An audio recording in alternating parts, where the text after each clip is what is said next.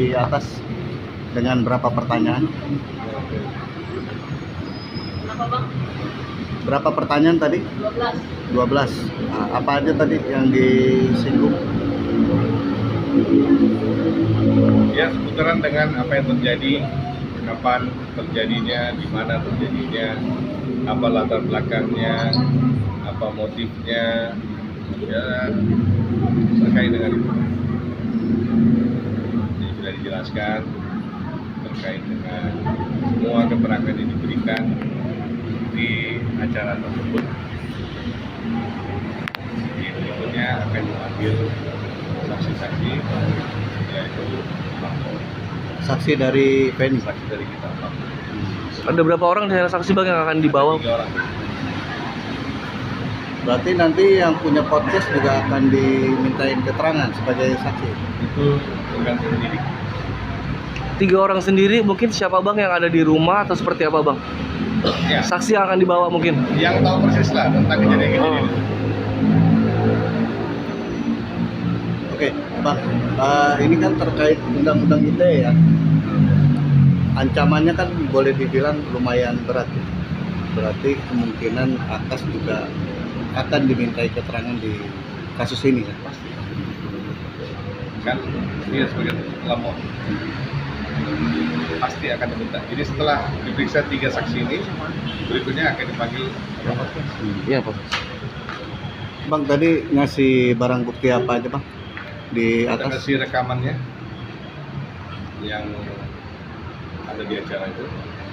Sudah kita bikin di flash disk. Sudah kita periksa.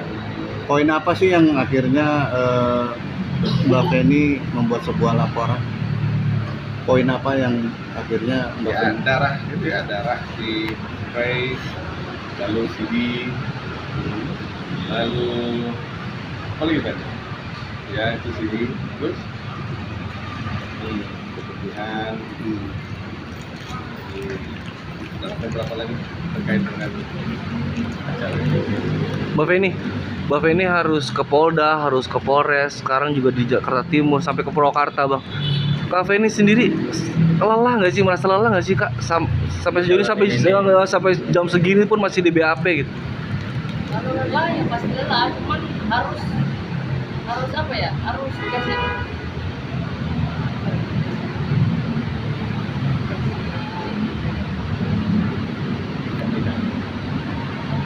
Harus dikasih apa? Pembinaan. Jadi jangan sembarangan di negara ini gitu. Kan mayoritas kalau kita lihat kan ya mau nggak mau, ini salah satu negara yang pribuminya itu paling tidak ditakutin oleh orang-orang asing yang datang dari luar. Ya, mau nggak mau harus diakui. Tidak hanya pribumi, tapi warga negara juga ya paling diremehkan oleh orang-orang asing pada datang ke negara ini. Jadi ya boleh kita bilang dikasih pelajaran lah ya. Nah, dikasih pelajaran lah. Udah, daripada kita perhalus pun jadi tidak enak kan. Kasih pelajaran lah agar menjadi acuan bagi kedepannya untuk tidak sembarangan lagi di negara orang, terutama di Indonesia. Bang, ini kan kalau dibilang rugi udah semuanya bang ya, rugi waktu, nama baik, moral, material, semua. Tapi kan sampai detik ini udah ada titik terang belum sih bang? Hak Penny akan terjawab gitu. Sampai detik ini atas semua proses panjang ini udah sih ada titik terang lah sedikit bahwa hak Penny ini semua akan kembali lah. Dalam artian apa yang memang menjadi hak Penny, dia minta untuk Akas di deportasi kah, di penjara kah, apa sudah sampai di titik mana bang? Jadi gini, kita kan ngambil proses itu, ya kita ikutin proses itu. Kalian lihat kan waktunya berjalan seperti apa. Kita nggak ada bermain yang aneh-aneh. Kita ikutin proses. Kita buat di sana, dilimpahkan kemari, kita datang ke sini. Dari sini aku sudah tahu kalau kita proses secara alami. Apabila tidak alami mungkin sudah menetap di sana aja kan. Dengan cara proses yang kita ikutin ini, ya pastinya semua yang sudah dia hilang, yang sudah kehilangan di diri dia tidak akan pernah kembali. Tapi dengan mengikuti proses ini secara tidak langsung itu akan memperkuat diri, ya, dan akan menjadi gambaran bagi banyak wanita di Indonesia. Kedepannya kalau mau dikibulin sama cowok-cowok asing atau cowok-cowok lokal pun akan agak susah nanti untuk main-main sama perempuan Indonesia. Semuanya akan lebih pintar. Jadi jangan bilang aja pengacara yang ngajarin, enggak. Inilah buah dari rasa sakit yang mereka berikan. Ujungnya jadi apa? Kuat dan pintar. Tapi dari pihak kakak sendiri sampai hari ini ada mau coba untuk bertabayun nggak sih bang? Pernah menghubungi untuk udahlah selesaikan, capek begini terus gitu. Pernah ada nggak? Ya paling ya yang di itulah yang mereka berikan statement di media lah. Kalau secara pribadi gitu. Belum pernah. Apa ini dengan ini artinya pekerjaan terganggu nggak sih? Pekerjaan terganggu pasti. Mana-mana jadi gini nih, sini. Mau nggak jadi doain ya bang ya, moga cepat apa selesai. Oke.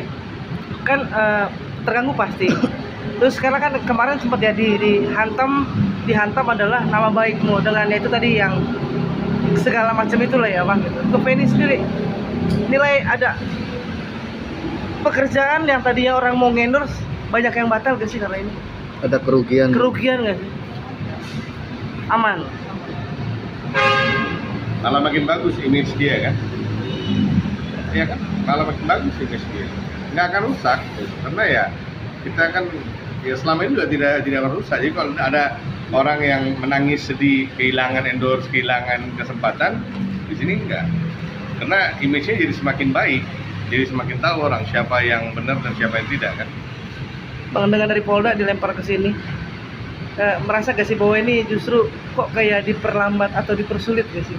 Karena gini, kita harus ingat ya, ratusan ribu perkara di Polda Metro itu aja, ya LP ada ratusan ribu di Polda Metro itu aja.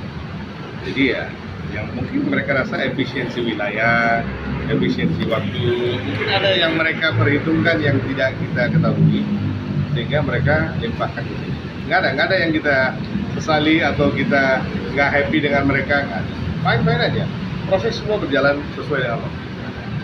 Tapi Feni sendiri yakin gak sih Fen bahwa kamu ya, terutama kamu ya, yakin gak sih? Yakin untuk Ya kamu mendapatkan hakmu lagi, kamu menang bahasanya. yakin. mendapatkan keadilan. Iyalah Seberapa yakin? 1000%. Wih, apa itu 1000 apa? Gitu ya. Gitu dong.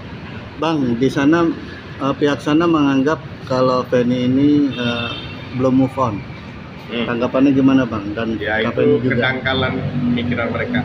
Kita prihatin kepada manusia-manusia yang berbicara dan berpikir seperti itu. Kita prihatin. Berarti cara berpikirnya masih dangkal. Kalau Kak Feni sendiri menanggapinya? Kalau wanita sudah setegar ini masih dibilang belum move on, ya gua nggak akan jadikan dia ke lain lah. Kalau dia masih belum move on, gua udah cabut kuasa. Pengen lu cari lawyer lain aja deh, mau waktu gua.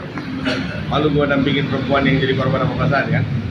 Karena gua tahu dia tegar dan dari awal dia datang sama saya pun dia tidak pernah ada bahasa belum move on. Dia hanya ingin memberi pelajaran untuk apa yang terjadi kepada dia. Udah, dia hanya pengen menuntut keadilan untuk apa yang telah terjadi kepada dia. Bang, Ya. Kak Feni, selain menuntut keadilan yang abang bilang tadi, ini semua buat anak-anak nggak sih Kak sebenarnya Kak? Iya. Salah satunya itu utama anak lah, keadilan anak yang udah dia raguin, dia punya termasuk Cina anaknya juga kan. Kak, mohon maaf, anak-anak sendiri sempet suka nanyain ayahnya atau gimana nggak sih? Nggak. Nggak, sama sekali berarti. Masih kecil kan? Iya. Seperti saya bilang dulu. Jadi memori anak itu hanya 14 hari, maksimal tuh 60 hari. Makanya gue bilang berpikirlah kalian meninggalkan istri kalian pada saat anak kalian masih kecil-kecil dengan berpikir suatu saat anak itu akan dapat sama kalian, setelah besar nggak akan dapat. Itu beda nanti kesannya, lihat aja. Malahan ya saya sebagai senior ya, nanti jadinya lain loh besarnya malahan. Karena terlalu dini, terlalu kecil pada saat ditinggali. Nanti waktu saat kembali besarnya jadi apa lain nanti lihat. Bang, kafe ini kan anak-anak ini kan cepat atau lambat juga akan semakin besar ya bang. Pasti juga nanti akan bertanya kepada ibunya. Apa kafe ini sendiri sudah terfikirkan apa yang akan dijawab kalau nanti anak-anak bertanya bang gitu? Siapa ayahnya atau seperti apa gitu? Jadi kita kan ada bang, nanti dia akan lihat. Apakah anak aman sampai hari ini? Nafkah anak. Biasanya dari awal ke akhirat. Karena kan sempat pihak Solas bilang masih menafkahi. Nafkah yang gimana nih maksudnya? Nafkah apa nih bang? Uang kan? Iya, maksudnya uang untuk Iya, anak-anak nafkah mungkin, anak-anak. iya anak-anak. Karena kan pihak sana kemarin mengklaim masih mengirimi. Masih mengirim buat anak-anak katanya. Dari Bali. Udah dipulangin semua. Jadi dia kirim mungkin ada berapa kali? 5-6 kali Pak? 6 kali dia kirim 30 juta. Ini kirim 30 juta kembali. Udah? Seharusnya kan kirim 30 juta balik atau 35 juta balik. Ini nggak kirim 5 juta lagi balik. Jadi kayak pom bensin, kita mulai dari nol. Dia bilang sama saya, bang, saya dikirimin duit, gini bang kata. Lu mau terima nggak? Aku bilang, ngapain bang? Ya pulangin, ngapain gua ambil uang orang kalau gua nggak mau kan? Simpel. Dipulangin 30 juta, tapi balik lagi masuk 5 juta.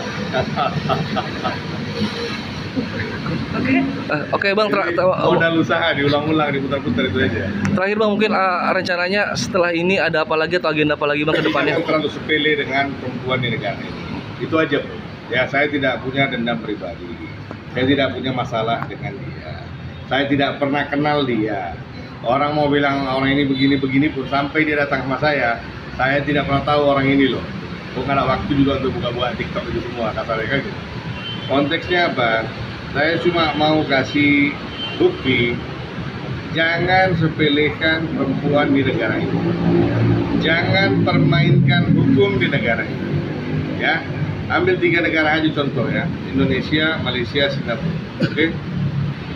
Kalian lihat, kita bilang warga negara asing ya, kita bilang orang berkulit putih dari Eropa lah. Nggak usah kita ambil dari negara-negara yang belum maju ya, negara-negara buruh, nggak usah kita ambil, udah. Kita ambil negara-negara maju, orang Eropa ini. Kalian lihat pada saat dia keluar dari bandara kita, dia keluar aja pasti langsung bakar rokok. Dia nggak lihat di mana smoking area apa segala macam, sepanjang jalan dia bisa merokok.